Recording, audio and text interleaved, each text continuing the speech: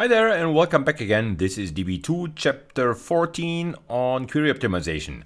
We will talk about the core of relational query optimization in this video, and that would be join tree optimization. And well, that's no surprise because joins form the core of relational query processing and also the SQL query language. Let's see what all of this is about. Right, so if you have a look at your typical SQL query here, right, then, well, the from where pair of clauses in a SQL query, they form the core of every SQL query or select from where block. Because query processing starts right here. Well, it's the from clause where we generate bindings for all the row variables. Without those bindings, we cannot evaluate where clauses, group by clauses, select clauses, nothing. So the processing of a relational SQL query starts in its from block. And well, after query unnesting and normalization, what we are faced with is the from block of this form, where each of these inputs here, these tree-shaped inputs 1 to n, are either base table references or more complex query blocks that maybe could not be unnested. Alright, so that would be the input in the from clause. And then, of course, there would be join conditions encoded in this predicate P. There might be some conditions that refer to only one of these base table or subquery references here. And that would be predicates that maybe could be evaluated early already when we scan the rows that are being contributed by these n inputs. But some of these predicates will, of course, refer to two of these inputs or more of these inputs, and these would be considered join predicates. So all of this together defines a large join construct that is to be performed first when it comes to query evaluation. If you have a look at the algebraic plan, at the plan tree that is associated with this query queue, what you will find is a tree of general shape as shown here on the right hand side. Of course, all these inputs would be found here at the bottom of the tree, at the leaf level of the tree. These again would be base table references or maybe more complex query blocks that we were not able to unnest. All of these would feed into this part of the plan in which we would find join operators that connect the different n inputs here. These join operators would of course be annotated with join conditions. So all of the constructs on the left hand side, the inputs here and all the predicates that define the joins, they would be identified in this particular part of the tree, the so-called join tree. Of course, query processing would not be complete by then. In a full SQL query, we would then enter the part where we process group bys or having clauses or order by clauses, and then also, of course, have to process all the expressions in the select clause. But all of this would be located just above this, the join tree in the algebraic plans. We can only process these constructs once the join tree has performed its job. We would be able to evaluate residual predicates here, to do grouping, to do ordering, and then the evaluation of expressions in the select clause near the top of this plan. All right, so in this, as it's called, the canonical plan, we would be faced with a join tree. And as such, the one focus of relational query optimization is the optimization of these join trees. So let's have a closer look at these join trees. How would they be shaped internally? All right, so let's consider n inputs, n base table or subquery inputs that have to be joined. If there are n inputs, there will be n minus 1 joins that connect these. Right. So let's consider n equals 3. So let's choose a rather small n so that things fit on a slide here. Right. And if you think about the possible join trees that could be formed now, there's quite the number already, although we are talking about n equals 3 only here. Right, so we would, in each of these trees, we would of course have 2 join nodes and we would have 3 inputs, right? And well, there's actually 2 possible shapes of tree that we could build from these 2 join nodes. This could be a left deep tree, all right? So the left-hand input of the top-level operator is a join again, or the right-hand side input of the top-level join operator is a join again. There are only these 2 possibilities, right? Okay, so there would be 2 join tree shapes, 2 basic join tree shapes that we could construct. Of course, the leaves of these join trees, well, they could contain any permutation of the n inputs that we are asked to join. So that would be the order 1, 2, 3 here, and that would be order 1, 3, 2 here. And all of these orders, all of the possible orders you would find here at the leaf level of these trees. 6 orders for this particular tree shape, 6 orders for this particular tree shape, and that would yield already 12 join trees that we would have to consider. All right, of course, the number 6 derives from the faculty of the number of inputs n equals 3. So 3 faculty is 6. That defines the number of permutations that we can find at the leaf level.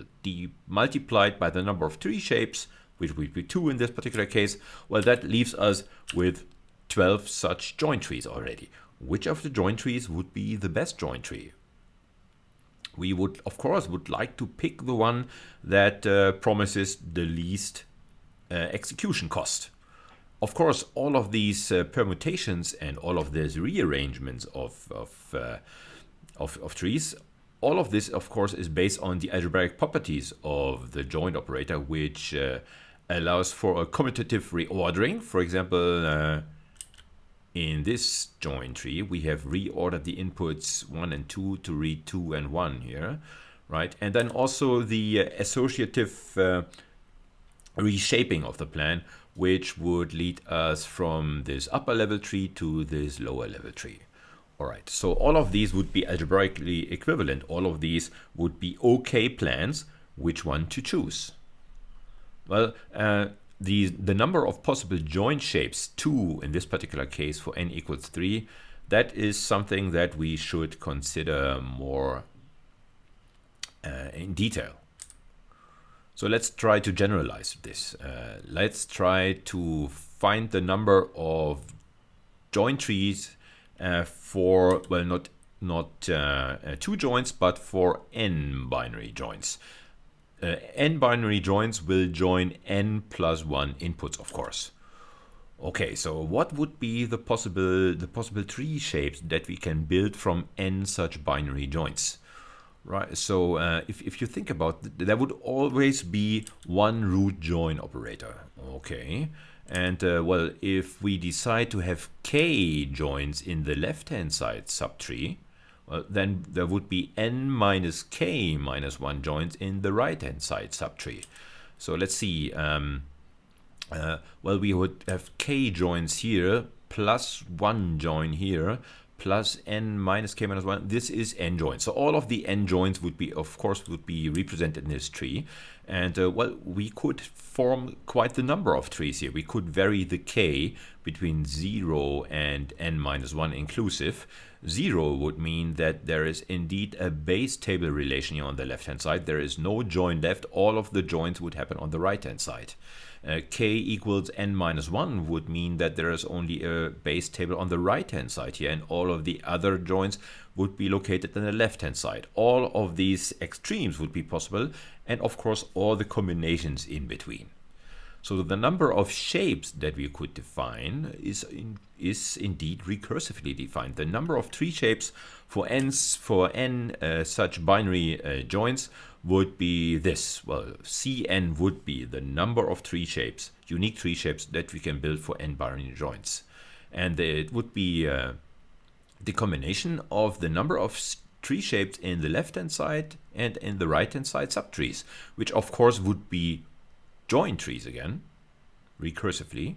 So we would just use this recurrence here to determine the number of join trees in the right hand side and in the left hand side. All of these possibilities between 0, k0 and n-1 would be okay, and all of these would be summed up. So that would be the recurrence that gives us the number of join tree shapes. Okay, let's briefly switch over to a piece of paper here. So there we go. Let me grab the pen. Right. Okay. So C0.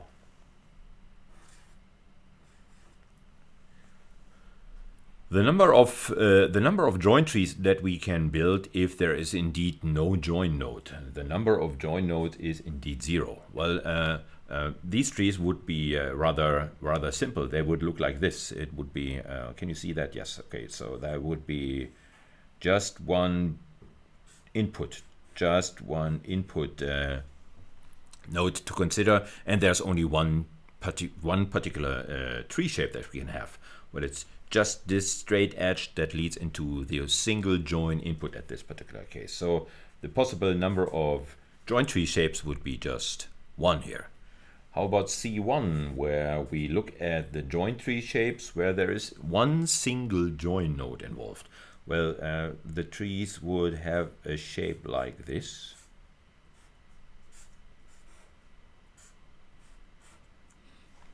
And there's actually no other tree shape that we can build. Of course, we could exchange the inputs here, but this would not lead to a new tree shape. A single join node would lead to this one particular single tree shape only. And so C1 would also be 1. How about C2? Well, the recurrence tells us that this would be C0 times C1 plus C1 times C0. So the top level join could have no joins on its left hand side and one join on its right hand side, or the top level join could have one join on its left hand side and 0 joins on its right hand side. This would lead to these joins shapes. So 0 joins on the left hand side and 1 join on the right hand side.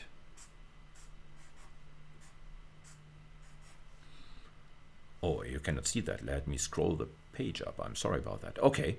And then, the other variant would be one top level join and 0 joins on the right hand side and a single join on the left hand side. We have seen these join tree shapes on the slide before. So indeed,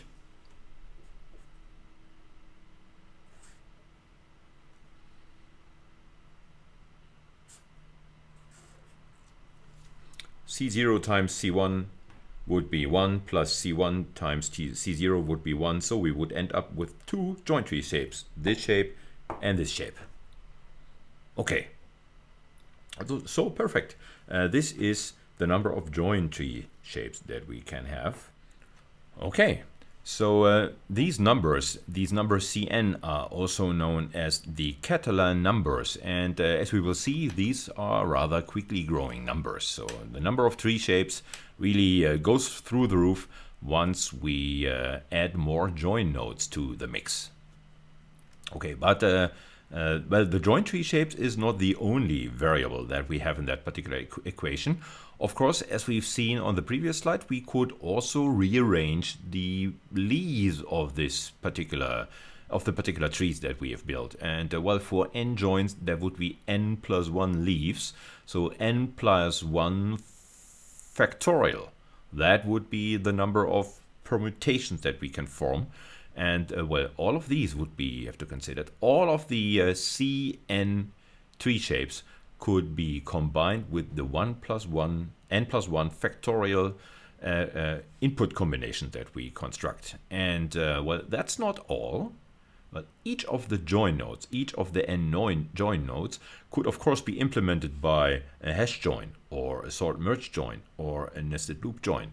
So there would be, say, A available algorithms that we could choose to implement each of these join nodes. So that would be another factor of A to the power of n, because we are considering n join nodes, a to the power of n further variation that we could have in these join trees. All of this leads to the rather staggering number of join trees that you will see on the next slide here. Right, so let's assume that we would like to indeed construct join trees for n binary joins. So that would be n plus 1 inputs that have to be joined. And let's assume that there are a equals 3 join implementation choices. I think this is a rather moderate or rather low estimate. Nested loop join, merge join, and hash join already gives us a equals 3, but there could be nested index nested loop join, other variants of joins. All of these would add to the a here. Okay, and well, as you can see, this would be the number of join trees that we can construct and that query optimization would have to consider. So for two inputs, there would already be 6 join trees. Well, for 3 inputs, there would be 2 possible tree shapes here, and there would already be 108 join trees.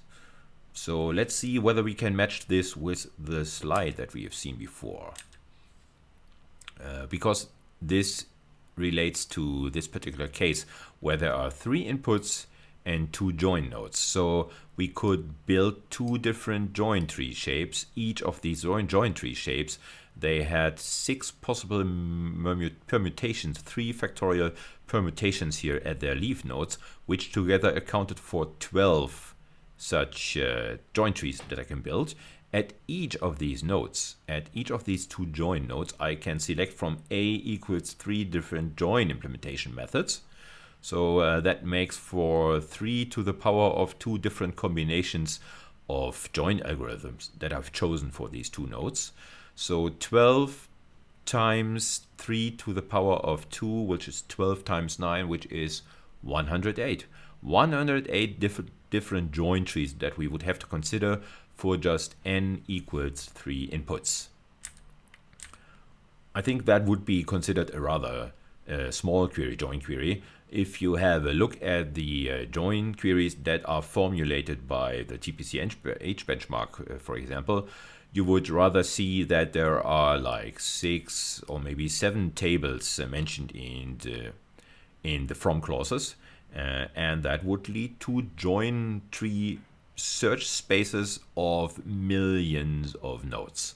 So even 10 inputs would not be considered exotic in real-world use cases where the database schema has some interesting complexity.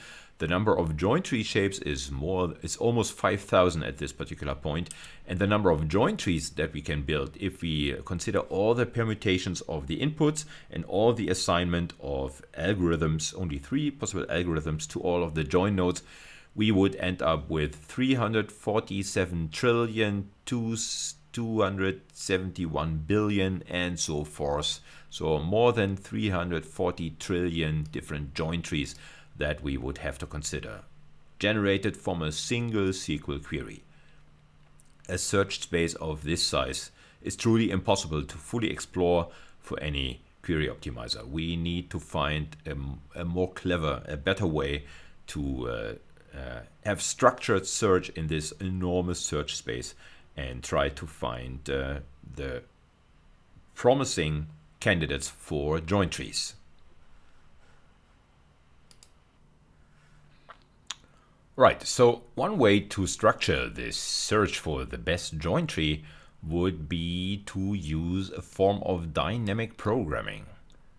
This bases on the observation that many of the sub-join trees that we would consider during our search for the best join tree in this really vast search space will occur again and again, and it would be wasteful to look at these trees again and again repeatedly, only to then find that we have looked at this particular join tree already, we have evaluated it, assigned costs, for example, and so on. So all of this should be avoided. What we will use is a form of dynamic programming that maintains a memoization data structure lookup table, the opt lookup table, that will keep the most promising plans for a particular combination of inputs. So we will start building this opt data structure from very small combinations of inputs, actually singleton combination of inputs, and go from there. So when we look at more complex inputs, as larger inputs, we hope to find the answers to plans that consume less inputs already in our memoization data structure. So we don't need to reconsider these subtrees again. We just look at that particular data structure and find the most promising plan, or maybe the most promising plans for that particular combination of inputs inside our memoization structure already. This idea of maintaining this memoization data structure in the style of dynamic programming, and also the principle of optimality that we will address in, I think, in 2 slides from here, both together work together to let us explore the vast search space of join trees and still find very promising candidates inside this search space. Okay, so let's see how we would address this. We are given, of course, n inputs that should participate and contribute to our join tree. All right, and well, we have to find the best query plan for these n, or join tree for these n inputs that we can possibly find. All right, we would do this in an iterative fashion, and as I told you, we would start out with a simpler problem at first. In the very first iteration of our dynamic programming algorithm, we would simply look at all of these inputs in turn, individually. Okay, so we would look at one particular input j, for example, and would try to find the best plan that we can formulate for only accessing the rows inside this input j. That would probably be an index scan or a sequential scan. There is no join involved yet. When it comes to the consumption of the rows in this input j here, then we would only consider particular forms of scans probably. We would evaluate all these types of scans in the sense that we would try to estimate their cost. We would try to estimate their cost. We will not execute these plans, of course. We would try to estimate their cost by only looking at the cost that would be incurred by a sequential scan or an index scan. We would look at the cardinality of input j. Estimating such cost will be a topic of an upcoming video in this chapter 14. Right. One of these access methods to read the rows from the jth input would be the most promising, the cheapest way to get hold of the rows in input j. This would be saved in the memo data structure under this particular key value. Right. So for the singleton set of inputs that is only comprised of the jth input, we would store this particular plan that can access the rows in input j. That would be the output in iteration 1. All of these inputs would take the role of the jth input at one point, and for all of these n inputs, we would populate the memo data structure or opt data structure to save the best access plan for this particular input. All right, in later iterations, in iteration k, which is strictly larger than 1, k equals 2, for example, we will of course try to find the best k input plans. Okay, so k would probably be a value that is less than or equal to n. So we would look at subsets of inputs of size k here. All right, and try to find the best plans for this input of for this selection or this subset of plans of size k. Okay, well, to do that, we would simply consider the combination of best I input plans and k minus I input plans. Together, these would comprise k inputs. All right, and of course, we would then join. We would join the plans that we have found for the best I inputs and the best k minus I inputs to form an overall plan for k inputs. The best thing about this is that I is less than k and that k minus I is less than k. So we will find entries in our opt data structure, in our opt memo data structure already, that will provide us with the most promising plans for any subset of size I and size k minus I. So we work our way bottom up from one input plans to 2 input plans, which would be combined from 2 1 input plans, to 3 input plans, which would be combined from a 1 input plan and a 2 input plan, and a 2 input plan and a 1 input plan. All these combinations would be considered, but in this iteration k greater than 1, we can already count on the opt memo data structure to inform us about the best plans for subsets of inputs that only have the size I and k minus I. Right, so let's see how this could look like in an example. Right, so let's assume that there is indeed 3 inputs, so n equals 3. All right, in our very first iteration, so k equals 1, we would indeed try to find the best plans, the best access plans for each of the 3 inputs individually. And of course, we would save these then in the opt data structure under these particular keys, the keys that designate these single input sets only. All right, so to find the best access plan for input 1, well, we would consider the sequential scan of the rows in input 1. We would consider an index scan of the rows in input 1, if there is any index available, of course. We would also consider bitmap scans on the input of 1. Bitmap index scans that might be interesting if there is an index that is non-clustered over the input rows of input 1. We would probably also consider just to leave the input 1 intact here. If input 1 indeed is a complex query, well, then that would be a plan that implements input 1, and we would just simply consume the inputs from this particular subplan. All right. Otherwise, if input 1 is a base table, we would consider these 3 scans here. Okay, all of these would be assembled in this one set, which would be input to the prune function. And the prune function implements the principle of optimality. It would only keep the best plan, or the best plans maybe, in its input set P. Right, the input set P is these 4 plans that we have just constructed. Of these 4, prune would only keep the best plan, or as it's implemented in the most relational query optimizer that you will find out there, prune would keep the plan that has minimal cost, the best plan in a sense, and it will also keep the plan that is interestingly ordered, or the plans that exhibit interesting orders. Recall our discussion of interesting orders when we discussed the evaluation of order by and group by.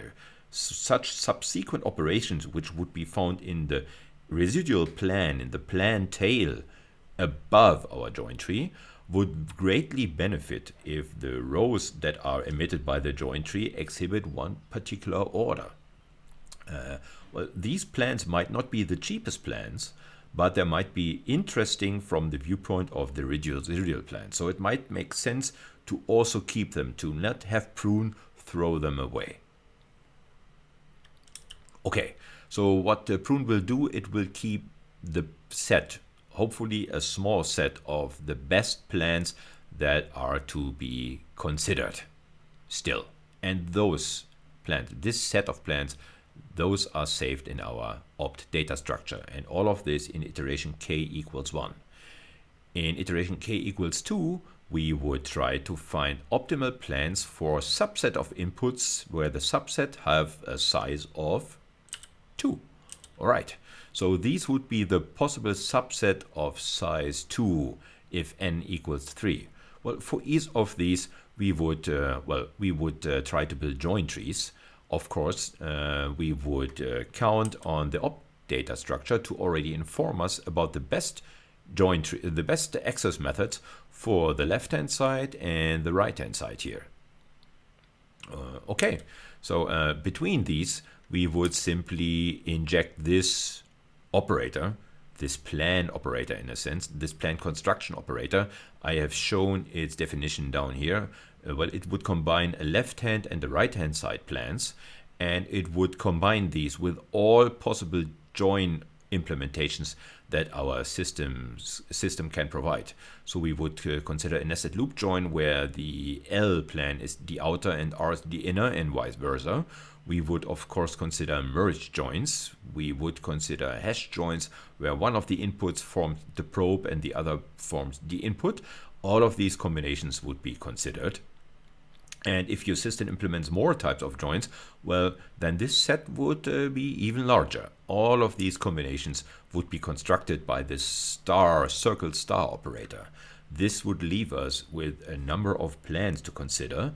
Again, prune would throw away almost all of these plans and would only keep the best plan, or maybe the best plan and the interestingly ordered plans among these that we could construct. And these would be the best plans that we consider for this combination of input, this subset of inputs.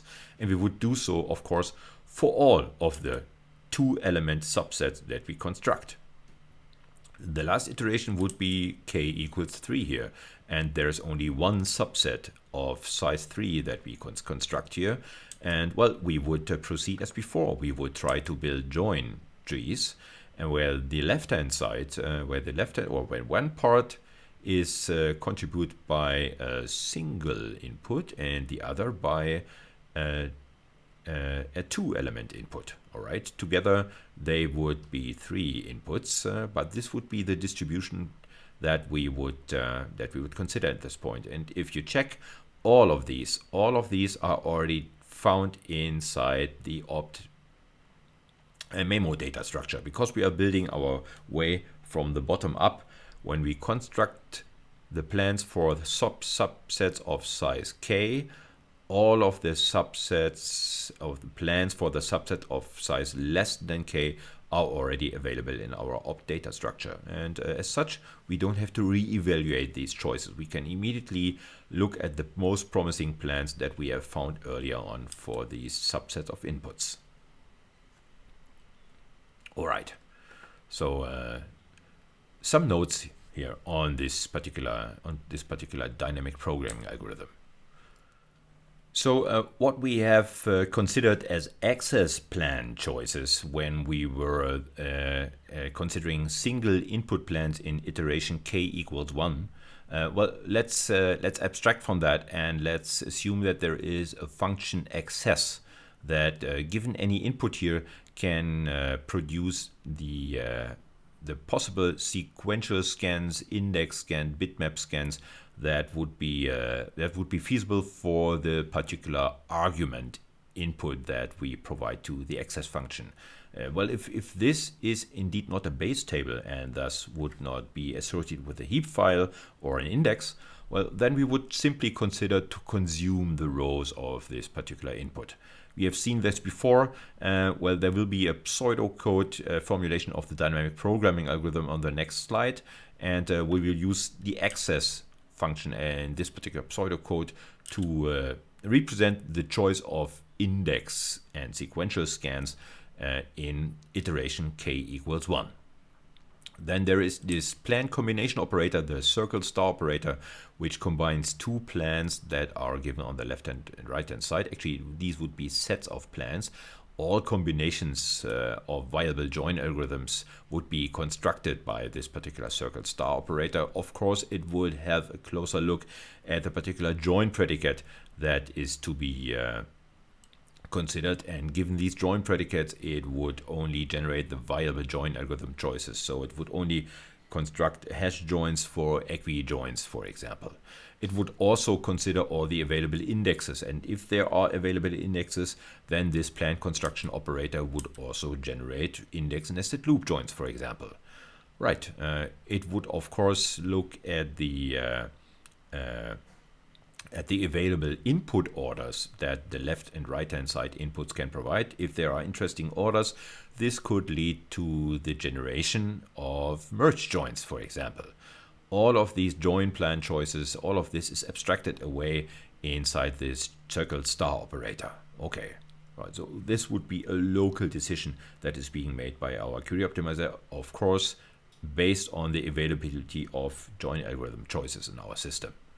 And then there would be the prune function that throws away almost all of the plans that have been generated by this join construction operator. It's based on the principle of optimality, in the sense that a globally optimal plan that we would like to look for and that we would like to construct is built from optimal subplans. Well, if there is a plan that we consider a large global plan that is using a subplan that is not optimal yet, we could improve the overall global optimal plan or the global plan by just locally replacing the subplan with a better subplan, with the optimal subplan, and thus overall improve the entire chosen plan for the global query. So this is why the prune function is designed to throw away the almost all of the plans that have been constructed by Circle Star and only keep the overall best plan inside the memo data structure. Right. Only this particular plan, or as we have discussed, maybe plans that locally are not optimal in the sense that they are the cheapest to execute, but maybe keep also those plans that generate interesting orders. What would constitute an interesting order for a particular query is of course prescribed by the group by criteria that are present in a query, or the order by criteria. All of these would suggest interesting orders, and it may make sense to accept a locally accept a plan that is not the cheapest, but maybe a cheap plan that can also produce an interesting order. All right, all of this is built into the prune function. If we orchestrate all of these functionalities in the style of dynamic programming, as we've sketched on slide 13 already, then we would arrive at pseudocode that would look like this. This would be the join plan generation based on dynamic programming. What we would generate here are join trees that are bushy, and I will come back to this notion of bushy join trees on the upcoming slide. So the join plan routine would of course try to construct feasible join trees for these inputs, for these n inputs. Indeed, we hope to generate only the best plans for these particular n inputs. Well, in the style of dynamic programming that we've just described, we would first consider all of these n inputs individually, and we would iterate over these n inputs. Each of these n inputs would be called P. We would consider all the access plans for this particular input P here, and once we've done that, only keep the most promising by applying the prune function here. The set of plans that is derived by this combination of access and prune would be saved under key P here in our memo data structure. In all other iterations, k equals 2, 3, up to n, we would generate plans for inputs, for subsets of inputs that have cardinality k. All right. Okay, so we would initialize our opt memo data structure. Currently there is no plan saved there. Well, and then we would try to generate all these combinations of having particular inputs on the left hand side and on the right hand side of the join operators that we will now construct. Right. So given this subset of inputs as here, we would look at all the possible left-hand and right-hand sides. That the left-hand side we would call T here, or the residual plans or inputs in S would be placed on the right-hand side of our plans. And that's what we are trying to do here. So all the inputs on the left-hand side would be looked up in our opt data structure, or the residual plans would be placed here on the right-hand side and then looked up in our opt data structure. These would be combined. With all the possible join implementation choices that are available in our system. So that is what the circle star operator would do for us. This A here is probably to be instantiated by a number of algorithms that we can support. As you can see down here, that probably would include nested loop join and merge join and hash join, and well, all the possible orders that we could consider, having the inner and the outer swapped, having the probe and the build swapped in the hash join, and so on. All of this would be considered locally here in this particular piece of the code. All right, so all the plans that we could construct would be added to what we know already at the subset S here. And once we've done that, once we are completed with all the possible formings of inputs on the left hand and right hand sides, well, then our entry in the opt data structure for the subset of plans S would be complete. But well, let's not forget to apply a prune here to only keep the very best plans, the most promising plans, and throw everything else away. All right. Once we've iterated over this second loop here, well, there would be one entry. There would be one entry in our opt data structure that indeed covers all of the n inputs. Well, we would perform a lookup in this opt memo data structure at the particular point where we have saved the most promising plans for all of the n inputs, and that would be our return value, our answer to the join plan procedure here. Okay, so this would be the pseudocode that, well, in some way or form you would find at the core of the query optimization routines inside relational database system. You will certainly find it in its particular instantiation inside PostgreSQL. All right, so let's see what this opt data structure can give us, and what prune can give us. What is the space savings that we can expect here? And to explore that, let us briefly switch to the editor again, not to run SQL code in this particular case, but only to explore an example of how the opt data structure is filled and how the prune calls will remove entries from this from the sets of plans that we are considering. So for this particular example, let's assume that n equals 4. N equals 4. So 4 inputs have to be assembled to form one join tree with 4 inputs. All right. So in iteration 1 of this dynamic programming algorithm, we would fill the entries in our opt data structure that refer to these inputs in isolation. So all of the 4 individual inputs would be used as keys here in our opt data structure, and well, we would simply perform an access call on each of these inputs to get hold of all the possible sequential index bitmap scans, right? And then of course prune all the options away that don't seem interesting to us. Okay, so if we assume that our access function considers sequential scan, index scan, and bitmap scan, let's assume that all of these inputs are base tables. So we don't consider to scan a subquery here, an entire subquery of inputs, but only base tables. Then this access call would consider 3 different plans: sequential, index, bitmap scan. Prune would only keep the best plan in this particular implementation of our prune function. So what we would do in this particular phase, in this iteration 1 of our dynamic program algorithm, well, we would consider 4 times 3 plans, but prune would only keep the best plan in each case. So we would consider 4 times 3, which means 12 plans would be considered, but only 4 plans would be memorized here.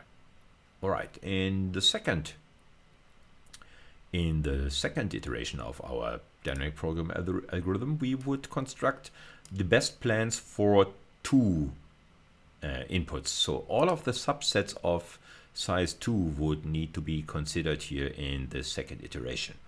All right, so well, such join trees with 2 inputs would be generated from the join trees that consider only a single input. And of course, Well, this circle star operator would take care of switching join orders here, left and right inputs, and it would also consider the selection of join algorithm like merge join, hash join, nested loop join.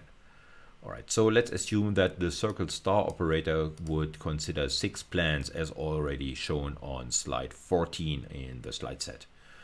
Then, well, each of these 6 subset of size 2 would lead to the consideration of 6 plans. So 6 times 6, 36 plans would be considered here, but prune would throw away all of the plans but one in each of these 6 computations. So only 6 plans would be memorized, although many more would have to be considered.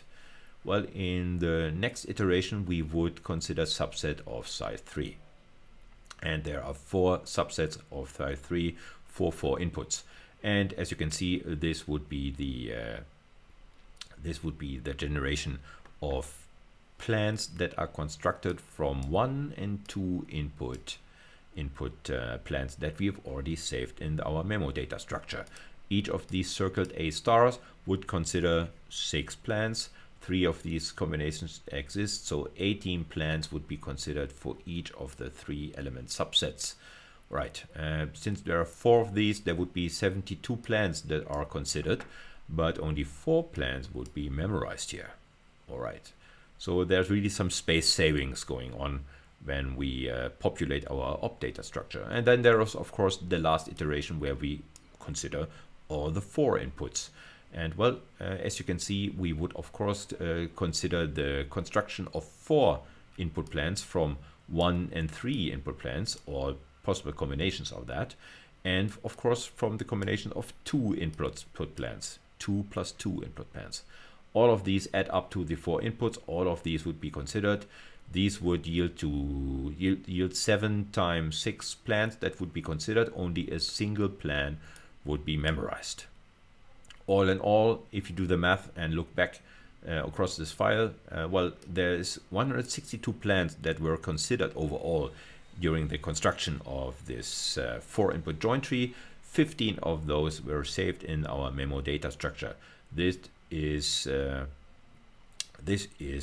manageable in the implementation of such a dynamic programming based query optimizer, or join plan optimizer rather.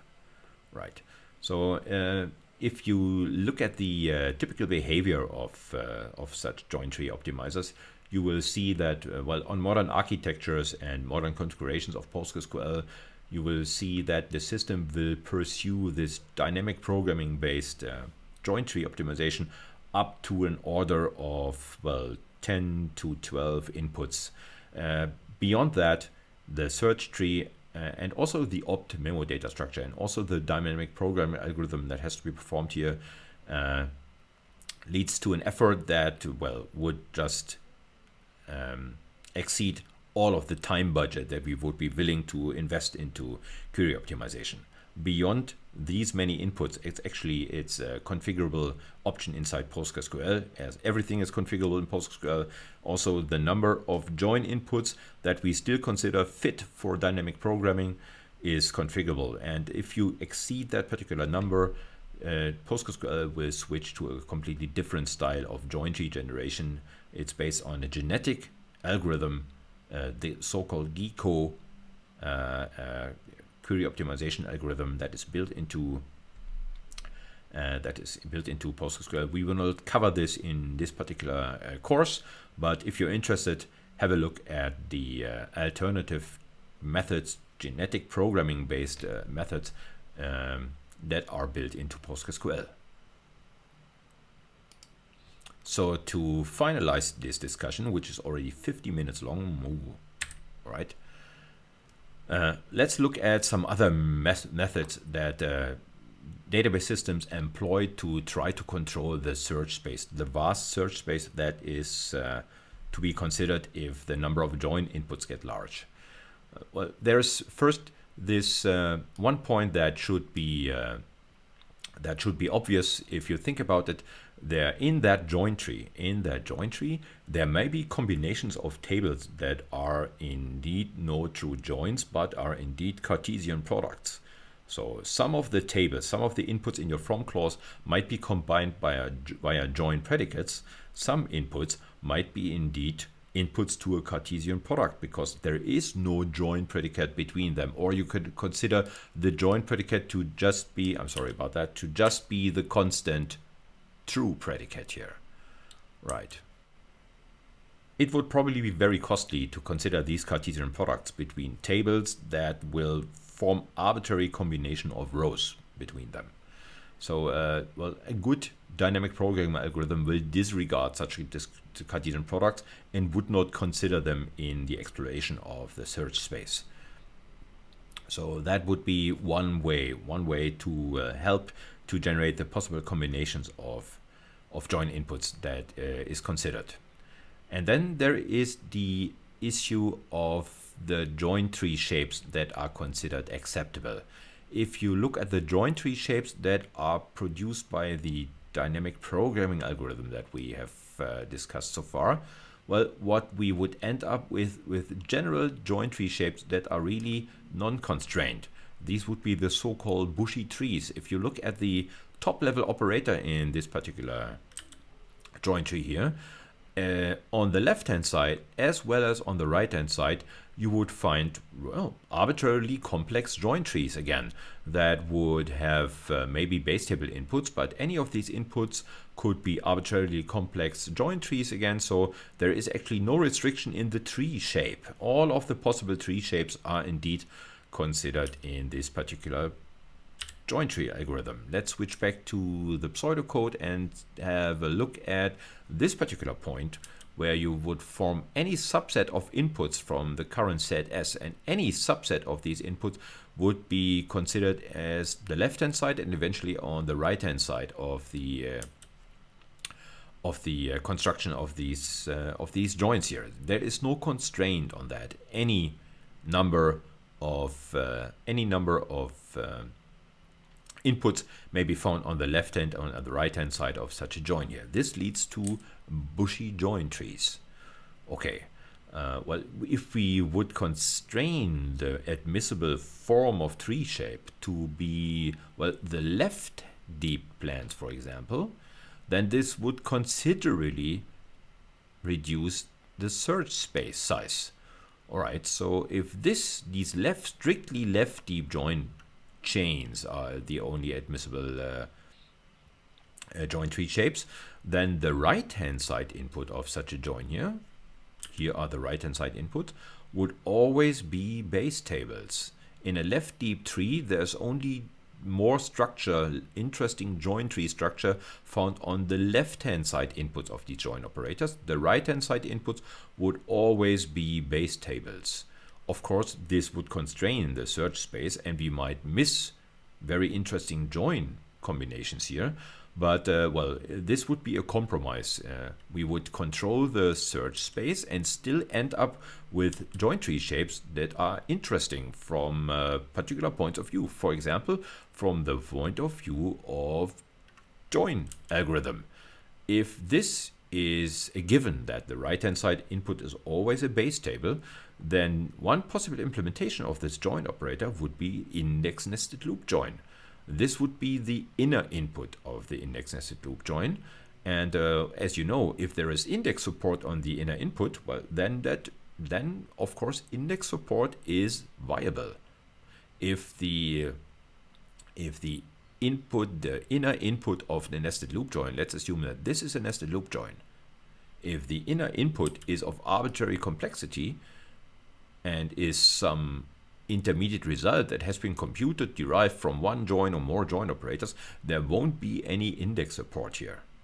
Okay, so an index nested loop join would never be an option for this particular operator here. It's different in these left deep plans. In these left deep plans, the right hand side inputs are simple and they may enjoy index support, so index nested loop join is one option here.